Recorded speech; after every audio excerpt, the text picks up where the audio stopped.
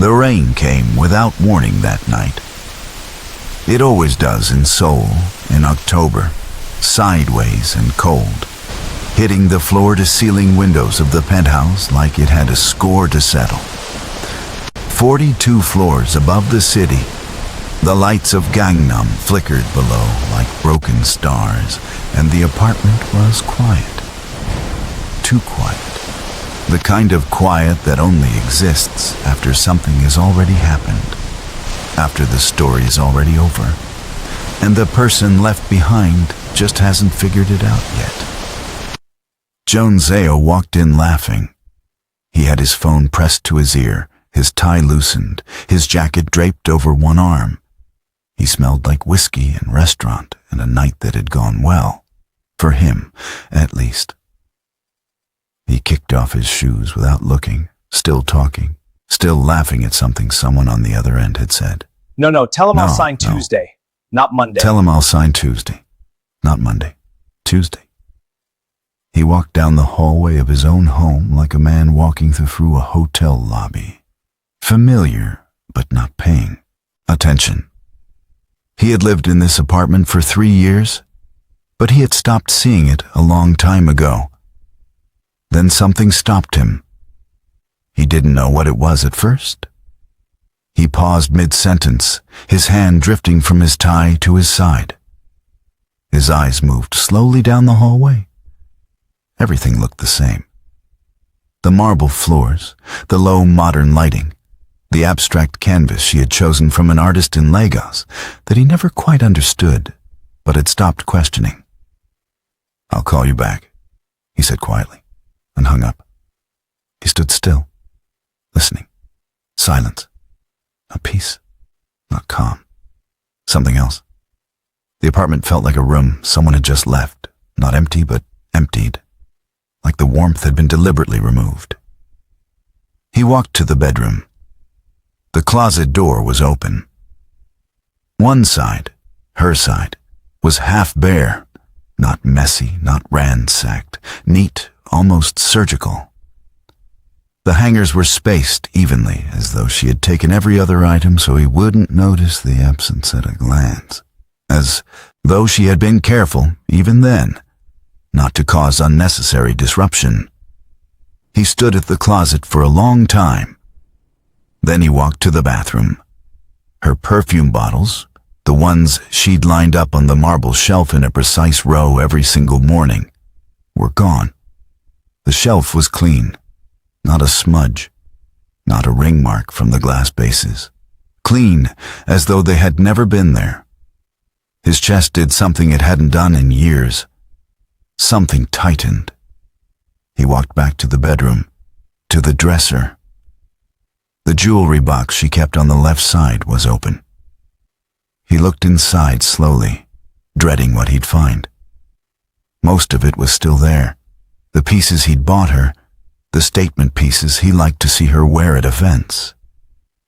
But the small items were gone. The bracelet she'd worn from before she met him, the gold chain from her mother, the tiny stud earrings she wore on quiet mornings when she wasn't performing anything for anyone. She had taken only what was hers, only what had always been hers. He turned toward the bed. And that's when he saw it, her wedding ring, sitting on the marble nightstand, not thrown, not dropped in anger, set down deliberately like a full stop at the end of a sentence. Beside it, a folded piece of paper. White, crisp, his name written on the outside in her handwriting.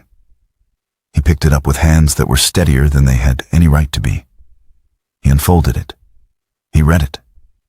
And then he read it again. It was blank, nothing. Not a single word. Not an explanation. Not an accusation. Not even her name. Just white paper. Just nothing. He sat on the edge of the bed. The rain hammered the windows. The city glittered below him. He was 41 years old, worth more than most countries' annual budgets. And he was sitting in this most expensive apartment in Seoul, holding a blank piece of paper. and he had absolutely no idea what to do next. For 3 years, he had believed she had nowhere to go, that his money was her oxygen, that without his name, without his world, without the life he had built and allowed her into, she would simply cease to function. He believed that not because he was cruel, but because he was arrogant, which, in the end, is so much more dangerous than cruelty. He was right about one thing. She disappeared, but not the way he imagined. Not desperate, not broken, not clinging to the edges of his world, begging to be let back in. She simply stepped out and closed the door behind her without a sound. Before we go any further, drop a comment and tell us where in the world you're watching from. We genuinely love hearing from our community. And if you're new here, and this story already has your heart beating faster, click that subscribe button right now, so you never miss any of our upcoming videos. Stories like this one. We bring them every single week. Now, let's go back to the beginning, because to understand what she did, you have to understand who she was. And to understand who she was, you have to understand what he became. Because this story didn't start with a blank note. It started long before that. It started with a woman who chose love over independence, and a man who mistook that choice for weakness. It started at the precise moment she decided she was done explaining herself to someone who had already decided she didn't matter. This is the story of Amara, and of Joon-seo, and of the silence that outlasted them both. Amara Ose was not the kind of woman who needed rescuing. That is the first thing you need to understand about her. And it is the thing that Joon-seo never quite grasped, not even at the very end. She was the daughter of a Ghanaian economist and a Nigerian literature professor. Raised in Accra and educated in London, fluent in 4 languages and quietly devastating in all of them. She had a doctorate she rarely mentioned, a career she had put on pause for love, and a way of reading a room that made her more effective in silence than most people were with speeches. She was 32 when they met. He was 38. The setting was Nairobi, a global development summit, the kind of event where billionaires flew in to be photographed beside aid workers and then flew back out again before dinner.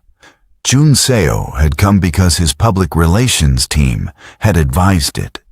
His foundation, the Kim Innovation Foundation, needed a human face after a difficult press cycle.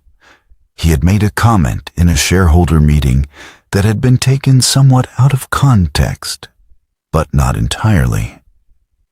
And his team needed him somewhere that looked generous. Amara was there because she had built a water infrastructure program across 3 countries and had been invited to present her findings. She didn't notice him at first. He noticed her immediately.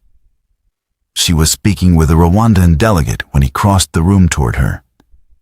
And the way she was speaking, not to impress, not to network, just to actually listen, was so unusual in that environment that he stopped walking and simply watched for a moment.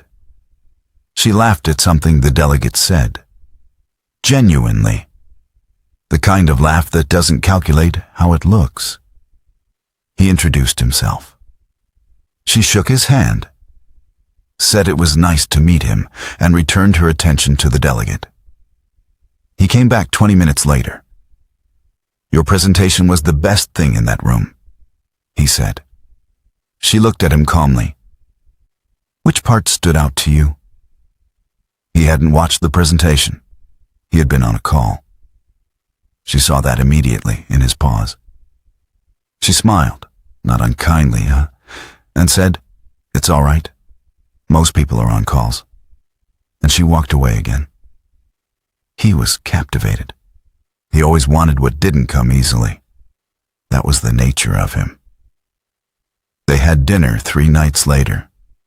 Then calls, then visits. He flew to Accra 4 times in 6 months, which his assistant told him later was a record for anywhere that wasn't a financial hub. He met her parents. He charmed them, genuinely, because he could be charming, and when something mattered to him. Her father asked him pointed questions about economics, and he answered honestly, including the parts where he was wrong. Her mother watched him quietly and said very little. After the weekend, Amara's mother pulled her aside. "He's brilliant," her mother said. "Yes," Amara said. "But brilliance isn't warmth," her mother said. Amara had smiled and said, "I know, Mama, but he's trying." She believed that then. She meant it. It was not naivety. It was hope, which is something entirely different. Hope is not blindness.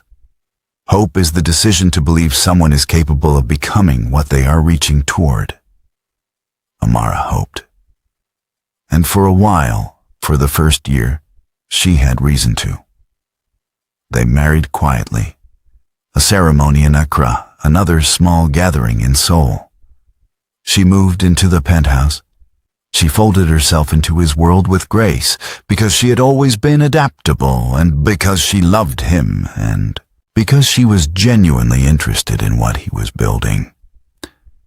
She helped more than he ever publicly acknowledged.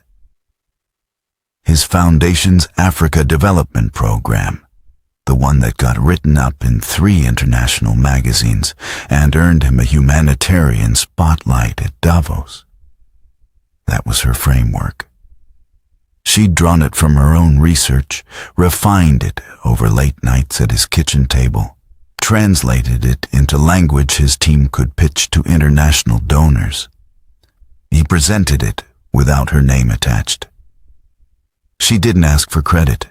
She wasn't there for credit. She was there because she had chosen to be. That was the thing he never understood.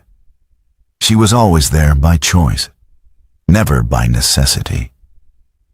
And the moment he started confusing those 2 things, the moment he started treating her presence as a given, as a fixture, as something that would simply always be there because where else would it go? That was the moment the clock started counting down, though neither of them knew it yet. Success arrived fast in that period. Joon-seo's company closed 3 major acquisitions in 18 months. His name appeared on lists. His face appeared on covers. He was profiled and photographed and quoted and invited. He moved through the world with increasing speed, and Amara moved beside him. Steady, observant, saying the right thing at the right moment, knowing when to speak and when to let silence do the work. People loved her at events, not because she performed warmth, because she had it. But something was shifting. The more he was celebrated, the more the celebration became the point. He stopped being a man who built things because he cared about the building. He became a man who needed to be seen building them. And that is a different creature entirely. The late nights started quietly. Business dinners that ran long. Calls he took in the other room. A new energy when his phone lit up. A quick shift in posture. A slight rearrangement of expression. Amara noticed. She always noticed. She said nothing. Not because she didn't have words. She had more words than he would ever know what to do with. She said nothing because she was watching. Because she was, above everything, a woman who understood that some information needs time before it can be acted upon wisely. She was patient. And patience, she had learned, is only a virtue when paired with clarity. She was building her clarity, slowly, quietly, the way she did everything.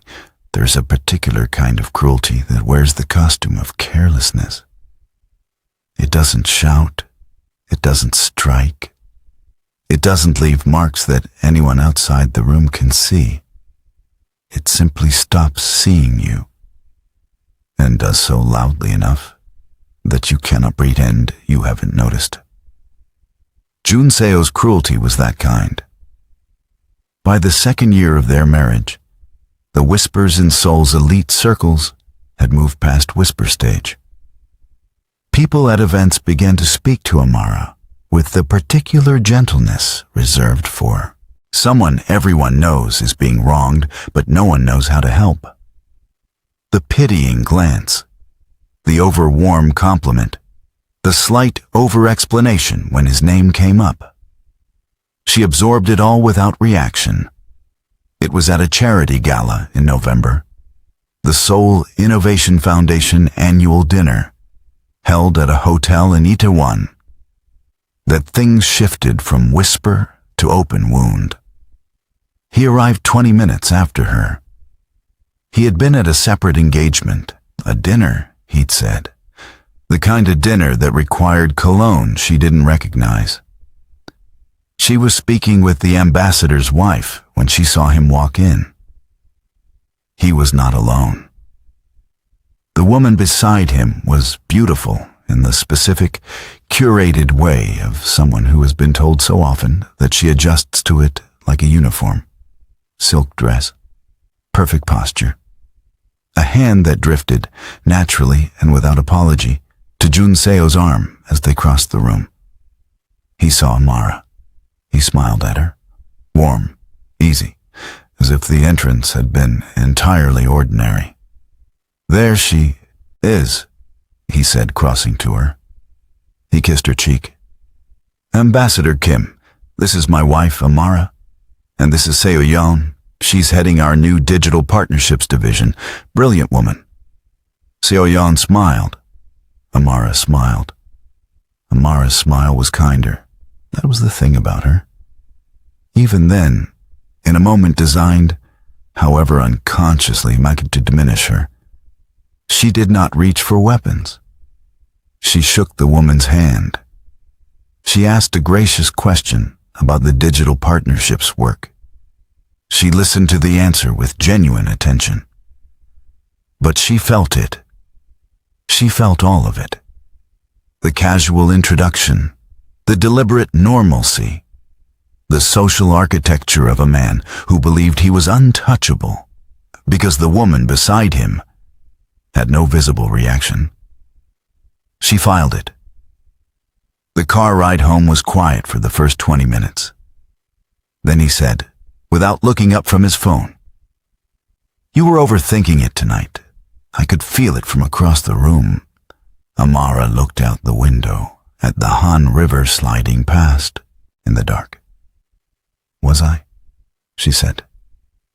It wasn't a question. "Seo-yeon is a colleague. You don't need to make it something." "I didn't make it anything," Amara said. "Your silence made it something." She turned to look at him then. Slowly, with the full weight of someone who has decided not to argue, but wants you to know they could. "My silence," she repeated quietly. He looked up from his phone. Something in her tone had caught him off guard. Not anger, something quieter, colder, precise. "You wouldn't survive without this life," he said, not cruelly, factually, like a man stating a market position. "You know that." The car moved through the city. Amara turned back to the window. "Good night, Joon-seo," she said softly. He went back to his phone. He thought that was the end of it. He thought she had folded again, as she always did. He thought the conversation was over. He didn't understand that it was never a conversation. It was a verdict. From that night forward, Amara still smiled at the right moments and wore the right things and spoke to the right people. On the surface, The machinery of the marriage continued to run, but she had stepped outside it. Internally, quietly, she had walked to the door. She was not emotional about it. That's what made it so complete. She grieved quickly and privately. Not him, not exactly, but the version of him she had hoped would emerge. The version she had flown across cities for. The version that had stood in her parents' courtyard in Accra and looked at her father directly and answered hard questions honestly. That man had been real. But he had made a choice, repeatedly, to become someone else. She began making calls she hadn't made in years. To a former colleague in Geneva. To a researcher she had collaborated with in Nairobi. Quietly, with no announcement, she began pulling threads back into her hands. Threads she had set down when she moved to Seoul. Threads she had told herself she could return to whenever she wanted. She had not been wrong. She could. She started renewing professional certifications. She accessed her personal accounts. The savings she had maintained before the marriage, separate and untouched, because some part of her, the daughter of an economist, had always known that financial invisibility was not safety. He came home late. He came home with excuses that had stopped bothering with detail. He came home one night, and she was reading on the couch, and she looked up and said, "There's food in the warmer," and went back to her book. He stood in the kitchen, eating alone, and felt, for the first time, a flicker of something he didn't have a name for. Not guilt, not yet. Something closer to unease, like standing in a room and realizing the light source has shifted without you noticing when it happened. He shook it off. He was Joon-seo Kim. He didn't do unease, but the feeling came back. And each time it did, it was slightly larger than before. If you're still watching up to now, type "I'm still here" in the comments. Because the part you've been waiting for, the part that will stay with you, that's exactly where we're going next. There is a particular kind of leaving that happens before the leaving. It is not dramatic. It does not announce itself. It has no soundtrack and no confrontation scene. It is quiet and methodical, and from the outside, almost invisible. Because the person doing it has become so practiced at showing up that their disappearance is disguised as presence until the very last moment. Amara was a master of this. In the 3 months before she left, she was, by every observable measure, still there. She attended the foundation's end-of-year benefit. She sat beside him at the investor dinner in Busan. She laughed at the right moments at the right parties. She wore the blue dress he liked. She shook hands and made introductions and said all the correct things to all the correct people.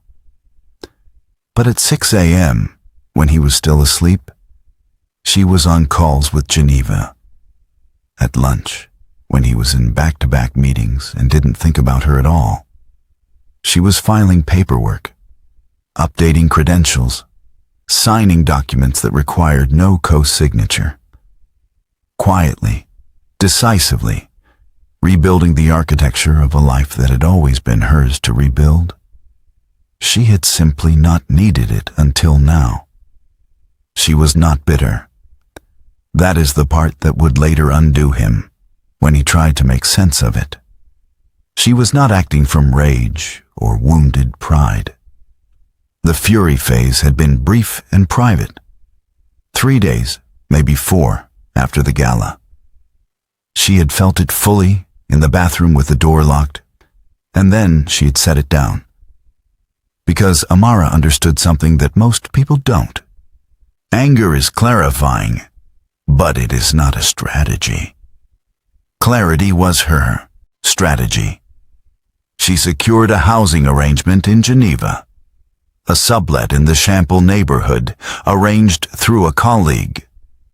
Neutral, comfortable, close to the organizations she had once worked with and would work with again. She transferred her personal savings in increments. Nothing sudden, nothing that would flag on a shared bank statement.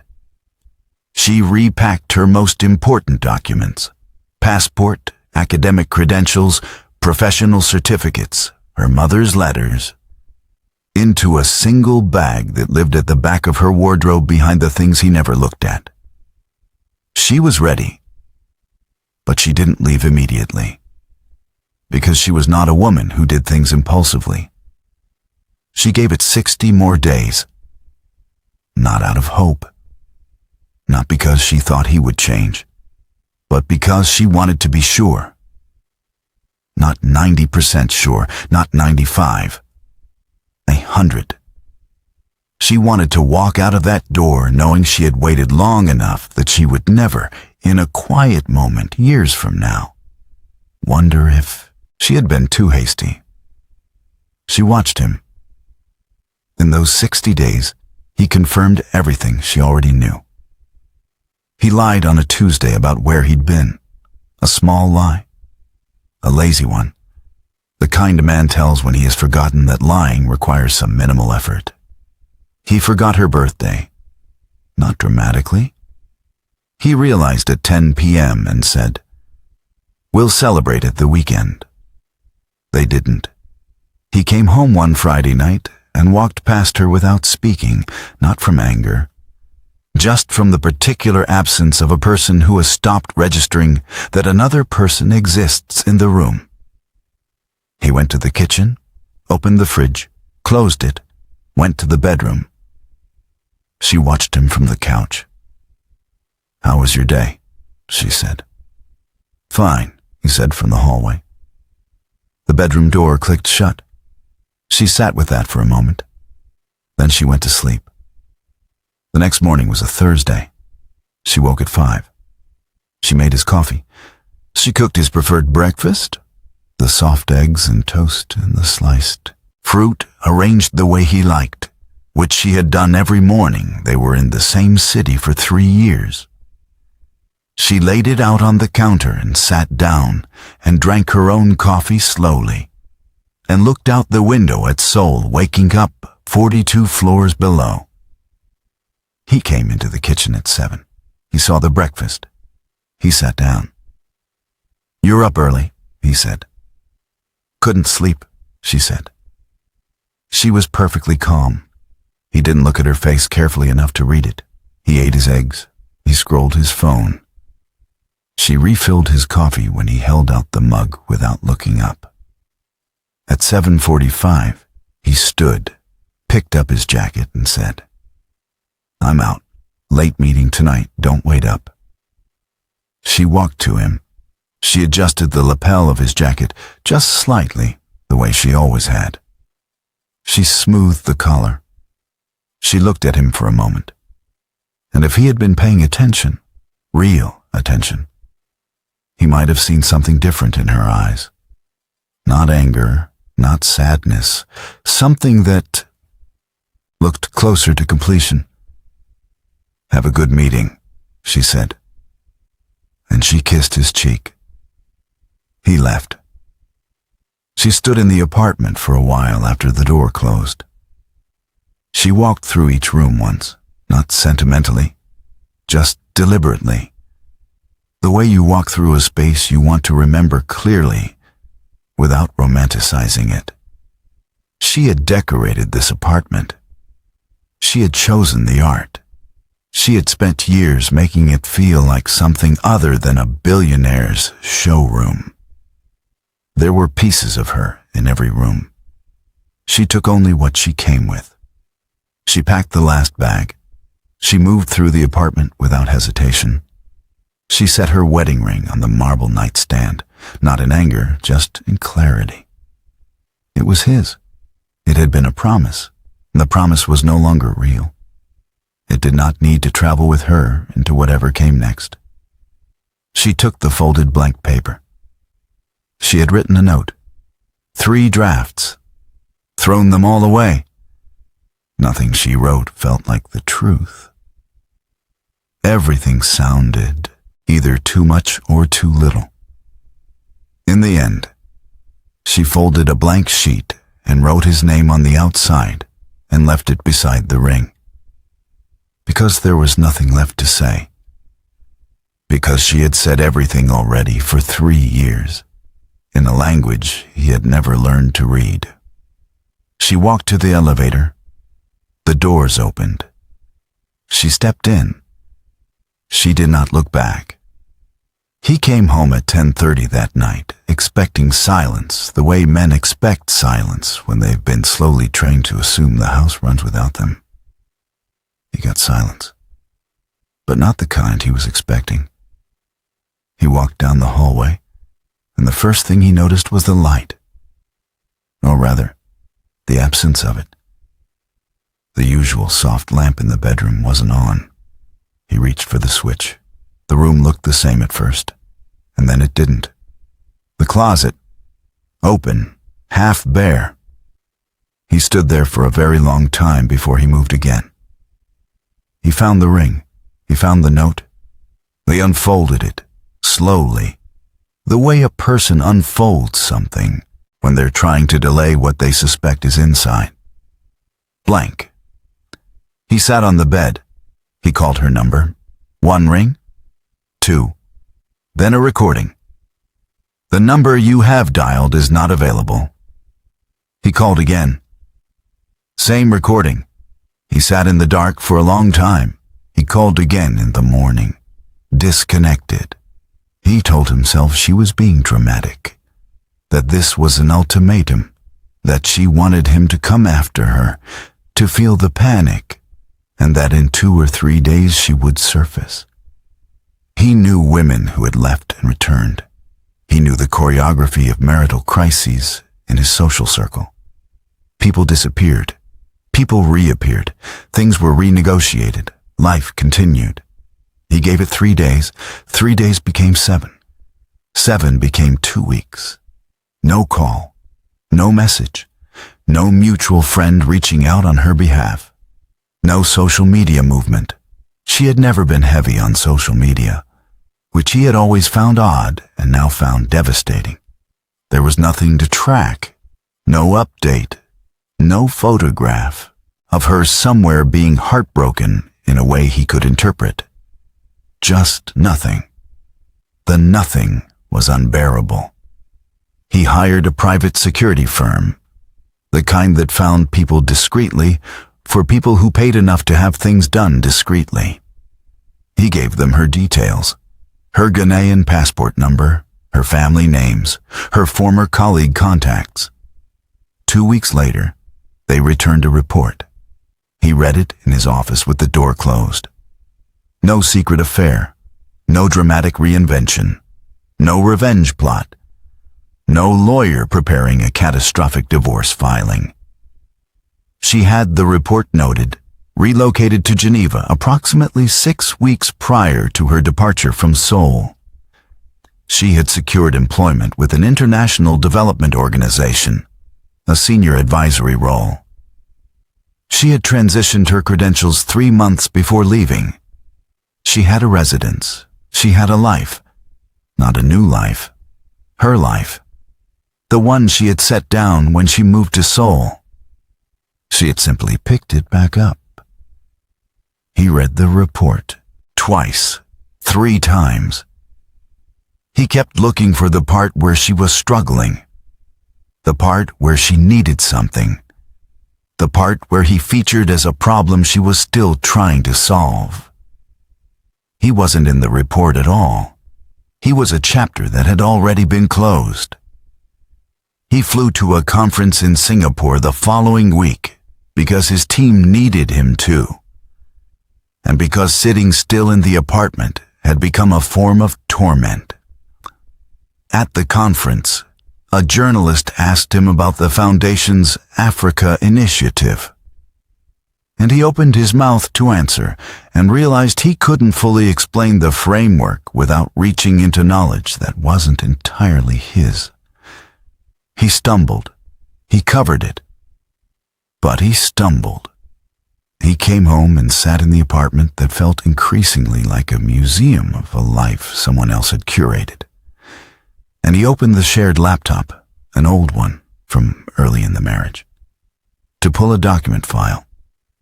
He found the draft folder. In the draft folder, in an email that had never been sent and had no recipient address and had been sitting there, unfinished, for what the timestamp indicated was 4 months ago. He found this. I didn't need your money. I needed your respect. I stayed because I loved you. I'm leaving because I love myself. 7 sentences. He read them in under 10 seconds. He sat in the dark for 3 hours. At some point he became aware that he was crying, which surprised him, because he hadn't cried in years and had privately suspected the capacity had atrophied. But there it was, quiet and unwelcome, the kind of crying that happens when a person finally runs out of angles to look at a truth from and has to simply face it. She was never trapped. He was. He had built a life that looked like freedom. The money, the access, the choices available to a man of his position. And inside that life, he had constructed a prison of ego so complete that he had confused control with connection, compliance with contentment, and presence with loyalty.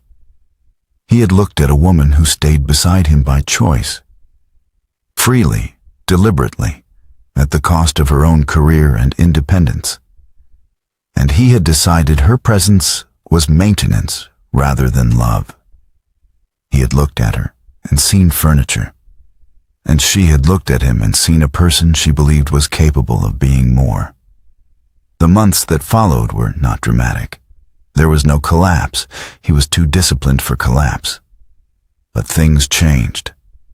The foundation struggled, not catastrophically, but visibly. Without her framework, the one he had never attributed to her, the Africa Initiative stalled during a critical donor review. His communications team said the messaging felt less grounded.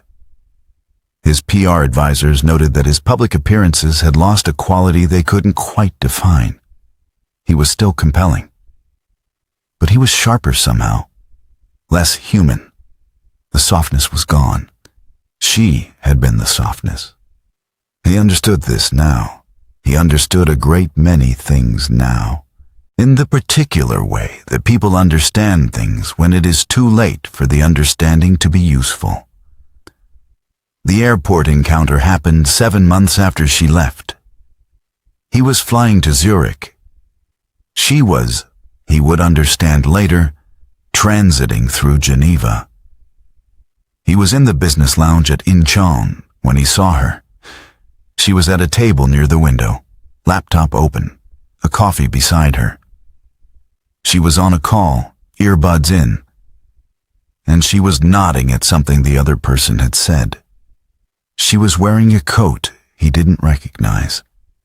Her hair was different, natural now, the way it had been when they first met in Nairobi, before Seoul and gala events had reshaped everything. She looked settled. She looked complete. She looked, he thought, exactly like herself. She ended the call.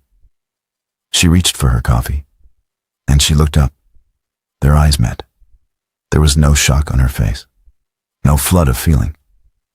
She processed his presence the way a person processes a familiar landmark, recognized, noted, filed. She smiled, warm, genuine, kind. He crossed the lounge. Amara, he said. His voice came out slightly unsteady, and he hated that. Joon-seo, she said. Her voice was perfectly level. You look well, he said. I am well, she said, simply, without performance. He stood there, and in the silence that followed, he had approximately 10,000 things to say. and the language for exactly none of them. Sorry was there, but sorry for what specifically? For the gala? For Seoyeon? For the birthday he forgot? For the car ride home when he told her she wouldn't survive without him? For the years he had looked at a brilliant woman and decided she was an accessory? Sorry felt like handing her a single coin and gesturing at a debt the size of an ocean. Are you happy? He asked. She considered this, genuinely, with the care she brought to everything. Yes, she said, I am. He nodded. I read what you wrote, he said. The draft. On the laptop. Something moved. Wood. He understood then that the blank would. He understood then that the blank note had never been nothing. It had been a door left slightly open, not for her to return through, but for him to understand something through. And the email, unaddressed and unsent, had been the same. Not a message. A mirror. She had not wanted to destroy him. She had simply stopped protecting him from himself. He wanted to say something adequate. He couldn't. He'd said, take care of yourself. She said, you too. And she picked up her coffee and turned back to her laptop, and by the time he reached the other side of the lounge, she was already back on a call, nodding at something, present in the life she had returned to.